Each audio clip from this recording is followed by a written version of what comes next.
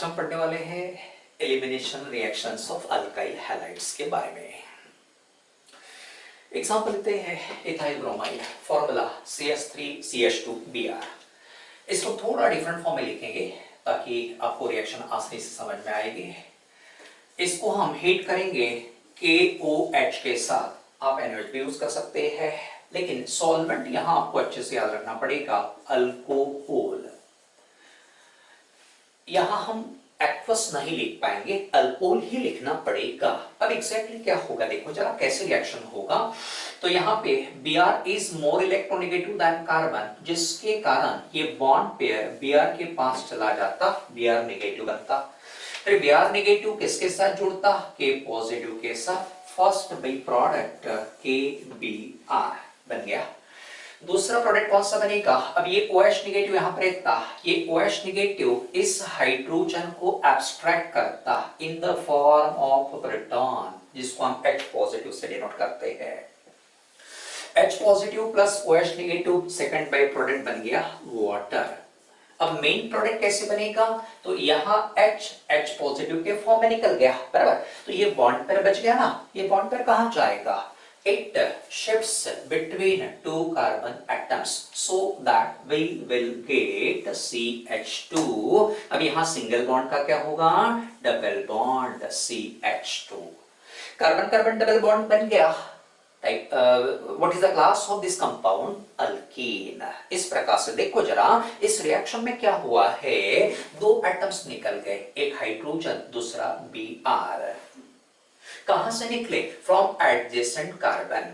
क्या बना, alkyne. Reaction को कहना elimination. Therefore the reaction in which two atoms are removed from adjacent carbon atoms, पास वाले अगल बगल वाले, to form an alkene is known as elimination reaction। तो इस रिएक्शन में कितने एटम्स निकलेंगे, दो। कहां से निकलेंगे, फ्रॉम एडजेसेंट कार्बन एटम्स। क्या बनेगा, alkyne. Reaction is called elimination.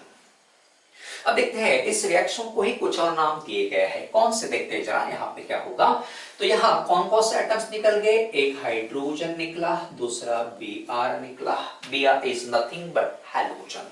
Br क्या है, हैलोजन। ठीक, अब हाइड्रोजन और हैलोजन दोनों एटम्स इस रिएक्शन में निकल गए, इसलिए इसको कहना डिहाइड्रो हैलोजिनेशन।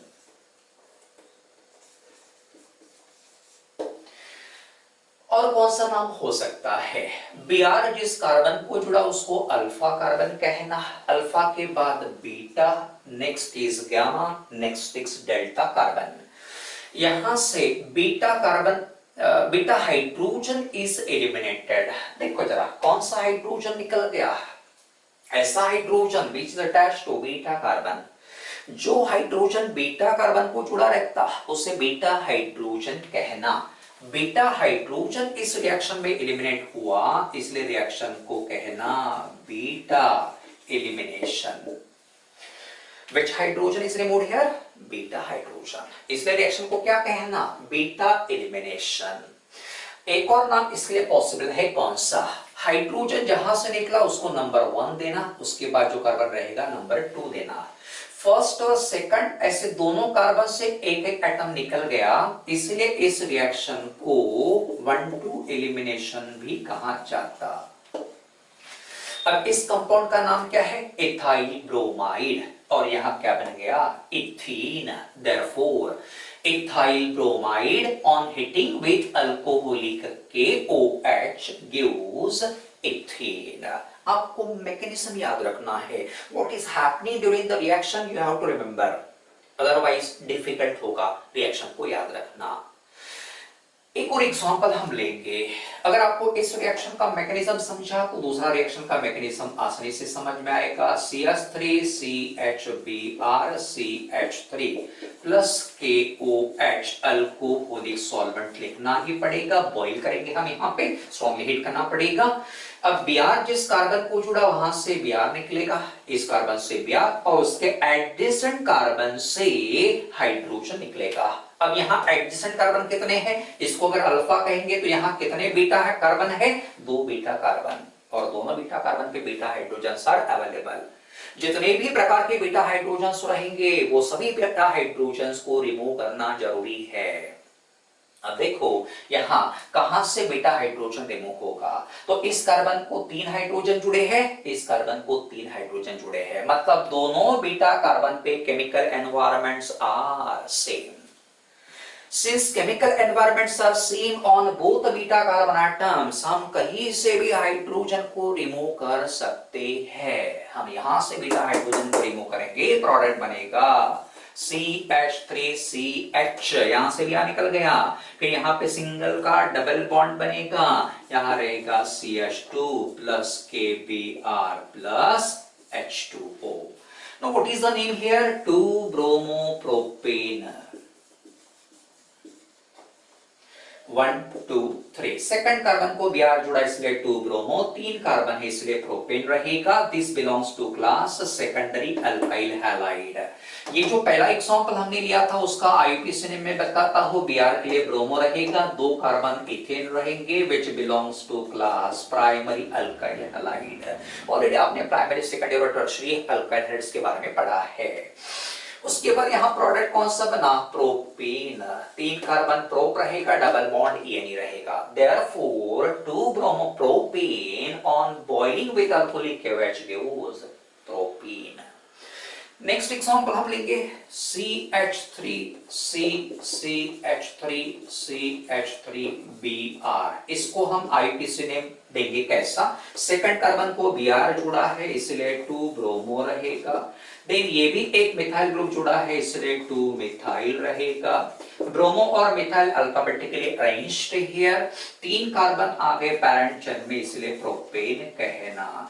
हीट करेंगे विद KOH अल्कोहल सॉल्वेंट रहेगा। What will happen here? Br जिस कार्बन को जुड़ा है उसको 3 कार्बन जुड़े हैं, आपको दिख रहा, यहां से Br निकलेगा, इसको हम अल्फा कार्बन कहेंगे। तो all these are the beta carbons. कितने बीटा कार्बन दिख रहे बेटा? 3। तीनों बीटा कार्बन को 3 हाइड्रोजन जुड़े हैं, क्लियरली दिख ही रहा। मतलब क्या होगा कि तीनों बीटा कार्बन पे केमिकल एनवायरनमेंट्स सेम, इसलिए हम कहीं से भी बीटा हाइड्रोजन निकाल सकते हैं। प्रोडक्ट हमें सेम ही मिलेगा। क्या बनेगा? CH3CCH3, यहां से हम H निकालेंगे, डबल बॉन्ड रहेगा CH2 plus by product same ही रहना है। इसका आईयूपीएसी नेम क्या रहेगा? 1 2 3 2 methyl propane is formed here. Therefore 2-bromo-2-methyl propane on heating with alcoholic KOH gives 2-methyl propane. This compound belongs to class tertiary alkyl halide. Now let us decide the order of reactivity of different alkyl halides. कैसे decide करना देखो जरा।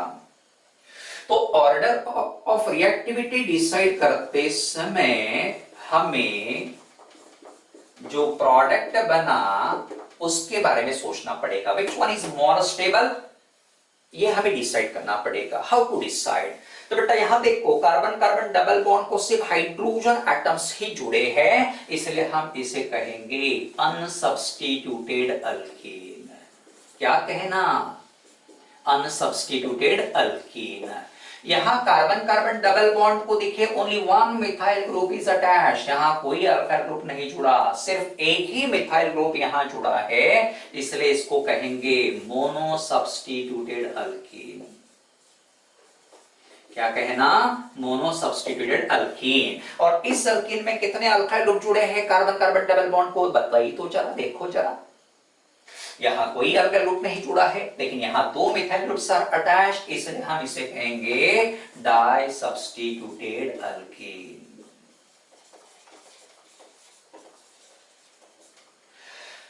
अब 3 में से सबसे ज्यादा stable कौन रहेगा? वही जो हाईली सब्स्टिट्यूटेड होता है। हाईली सब्स्टिट्यूटेड कौन सा है? 2 methyl propene. This is more stable, this is less stable and this is least stable.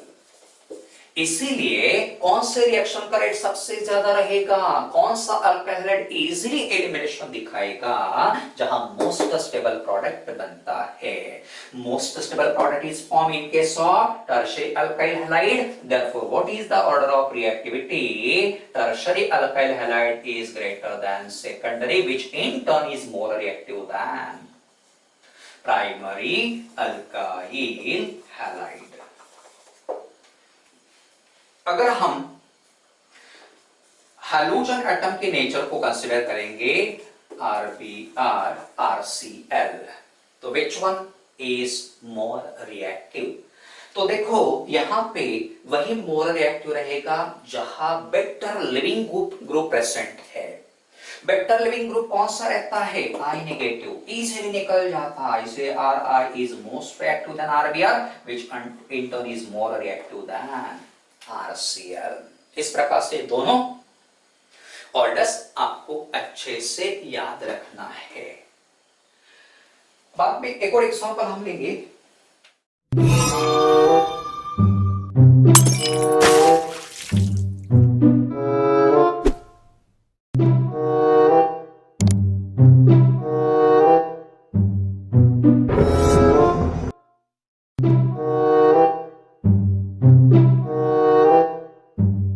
Example हम यहां कंसीडर करते हैं CH3 CHBr CH2 CH3, इसे हम हीट करेंगे KOH, once again same solvent used here, what will happen here, अब यहां कितने प्रोडक्ट्स मिलेंगे, लेट अस सी।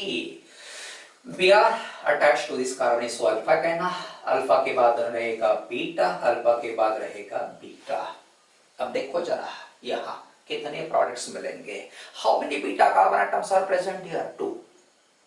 अब दोनों बीटा कार्बन के एनवायरनमेंट से मैं क्या देखना जरा, यहाँ 3 हाइड्रोजन जुड़े हैं, यहाँ 2 हाइड्रोजन जुड़े हैं, means chemical environment is different on both beta carbon atoms, जिसके कारण हमें 2 डिफरेंट प्रोडक्ट्स मिलेंगे। 2 कौन से रहेंगे, पहले H यहां से निकालो तो बनेगा CH2, एक H निकल गया, डबल बॉन्ड यहां बनेगा, यहां से Br निकल जाएगा, CH CH2 CH3, this is the first product. बाद में हाइड्रोजन यहां से निकालेंगे तो दूसरा प्रोडक्ट बनेगा CH3, देन यहां CH रहेगा, Br यहां से निकल गया, यहां double bond, here CH CH3, और by product KOH KBr and H2 रहना ही है। इसको हम पढ़ते हैं ब्यूट 1ENE 1 2 3 4, इसको पढ़ेंगे ब्यूट 2ENE। अब 2 अल्केन्स यहां बन गए, तो में से मेजर प्रोडक्ट कौन सा रहेगा, एक्सपेरिमेंटली पता चला इसका प्रोपोर्शन 20% रहता है, इसका यील्ड 80% रहता है। Which one is the major product here, but 2ENE। अब ये मेजर प्रोडक्ट क्यों रहेगा, एक्सप्लेन बाय सिडसेप रूल।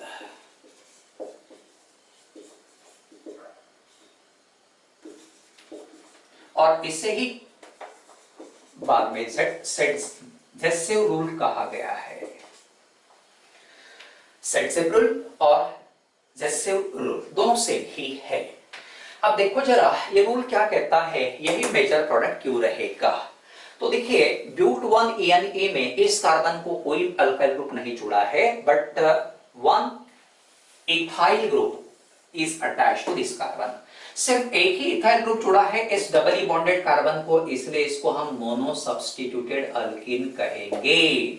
और यहाँ कितने अल्काइल ग्रुप जुड़े हैं, 2 alkyl groups are attached to carbon carbon double bond, इसलिए हम इसको कहेंगे डाई सब्स्टिट्यूटेड अल्कीन। जितना ज्यादा सब्स्टिट्यूशन रहेगा अल्कीन में उतनी ज्यादा स्टेबिलिटी होती है, इसलिए which one is more stable, ब्यूट 2ENE, therefore it is the major product and ब्यूट 1ENE is less stable, therefore minor product. So what is the Sedgwick rule? क्या कहता है Sedgwick rule का statement, during the elimination of alkyl halide, preferred product is that alkene in which more number of alkyl groups are attached to doubly bonded carbon atoms. मतलब क्या होता है कि अगर अल्काइल हैलाइड का एलिमिनेशन होते समय दो या ज्यादा अल्कीन्स बनते हैं तो मेजर प्रोडक्ट वही अल्कीन रहेगा जहां कार्बन कार्बन डबल बॉन्ड को ज्यादा से ज्यादा अल्काइल ग्रुप्स जुड़े रहेंगे। अब इसीलिए हम यहां एक ऑर्डर लिख के देंगे जो आपको कॉम्पिटिटिव एग्जाम्स में काम में आएगा, order of stability of alkenes. सबसे ज्यादा स्टेबल रहेगा R2C double bond CR2, then रहेगा R2C double bond CHR, then रहेगा R2C double bond CH2, then रहेगा RCH double bond CHR, then is RCH double bond CH2 and least stable रहेगा CH2 double bond CH2 which is completely unsubstituted alkene। ये order आपको अच्छे से याद रखना है, कई बार कॉम्पिटिटिव एग्जाम्स में क्वेश्चन पूछे गए best on stability of these alkenes। Now you have learned one more reaction of alkyl halide in which aqueous KOH is used as reagent। अब देखो यहाँ हमने अल्कोहलिक KOH यूज किया है, एक और रिएक्शन में आपको बताता हूँ, इस प्रकार का आपने पढ़ा है CH3CH2Br plus KOH aqueous। Now what is the product form in this reaction? याद है आपको, बताइए जरा। तो यहां से Br निकलता, OH ऐड होता, प्रोडक्ट बनता CH3CH2OH plus KBr। Now see what is happened here, one atom is replaced by other atom or group, hence called substitution reaction। अब देखो अल्कोहलिक KOH अगर यूज करेंगे तो एलिमिनेशन होगा, एक्वस KOH यूज करेंगे तो सब्स्टिट्यूशन होगा। What is the difference between these two conditions? तो यहां सॉल्वेंट हमने एक्वस यूज किया है, water is used as a solvent here. जब हम वाटर को सॉल्वेंट करके यूज करते हैं तो जो OH नेगेटिव बनता, it acts as a strong nucleophile. Aqueous medium में याद रखना OH नेगेटिव का रोल रहेगा as a strong nucleophile. Nucleophile क्या है? ऐसी स्पीशीज जो इलेक्ट्रॉन पेयर डोनेट करेगी to carbon atom to form the bond with it. ये न्यूक्लियोफाइल जो है ना बेटा, वो क्या करेगा? इलेक्ट्रॉन पेयर डोनेट करेगा, किसको? not to Br, to this carbon to form the bond with carbon। इसीलिए जैसे Br निकलेगा यहाँ OH ऐड होगा, alcohol is formed here, substitution took place। Now what happened in case of alcoholic solvent? तो alcoholic solvent में जो ion बनता RO negative, alkoxide ion इसको कहा जाता, which acts as a strong base,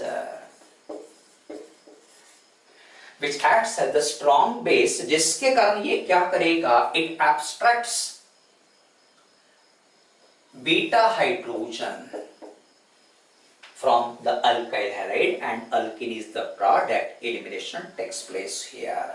अब ये strong base रहेगा, ठीक है, जो बीटा हाइड्रोजन को एब्स्ट्रैक्ट करता। तो आपको बेसिक डिफरेंस याद रखना है, एक्वस मीडियम यूज किया तो सब्स्टिट्यूशन होगा, and if you use alcoholic solvent then elimination takes place।